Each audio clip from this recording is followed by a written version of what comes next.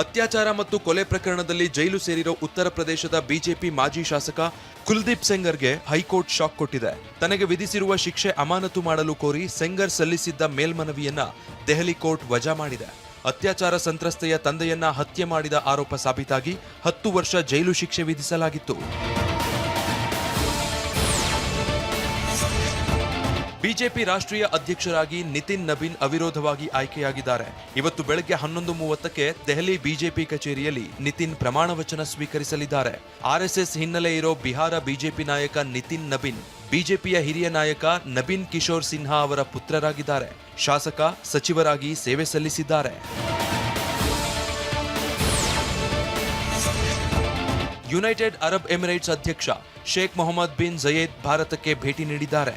UAE ಅಧ್ಯಕ್ಷನ ಸ್ವಾಗತಕ್ಕೆ ಏರ್ಪೋರ್ಟ್ಗೆ ತೆರಳಿದ ಪ್ರಧಾನಿ ಮೋದಿ ಸಿಹಿ ಅಪ್ಪುಗೆ ನೀಡಿ ಬರಮಾಡಿಕೊಂಡ್ರು.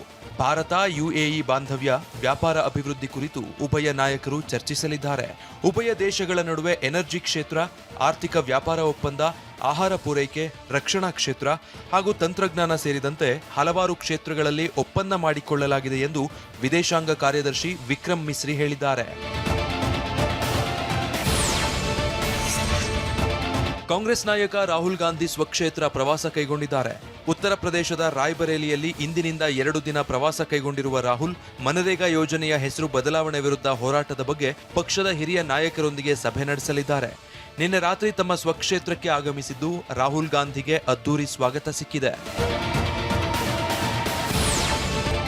ದಾವೋಸ್ ವಿಶ್ವ ಆರ್ಥಿಕ ಸಮ್ಮೇಳನದಲ್ಲಿ ಪಾಲ್ಗೊಳ್ಳಲು ಇರಾನ್ಗೆ ನೀಡಿದ್ದ ಆಹ್ವಾನಕ್ಕೆ ವಿರೋಧ ವ್ಯಕ್ತವಾಗಿದೆ.